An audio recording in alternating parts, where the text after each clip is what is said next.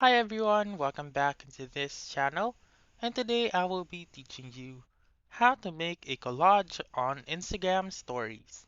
So let's begin right away.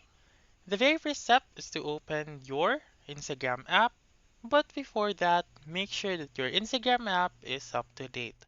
If not, please go to the App Store or the Google Play Store and update your Instagram app.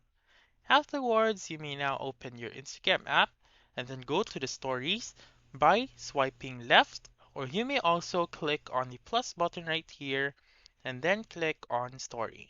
So, once you're here, you may see the layout option right here. If you don't have that layout option, make sure to click on the drop down button first and look for the layout option. Click on layout and then right here, you may change the grid by clicking on change grid to whichever grid that you want.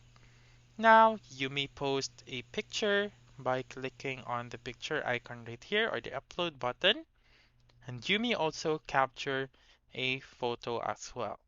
So that's it. That's how you make a collage on Instagram stories. So that's all for this video. Let me know in the comments section if this works out for you. For more helpful tutorials like this, please subscribe to our channel and don't forget to click that notification bell. Thank you for watching and have a wonderful day.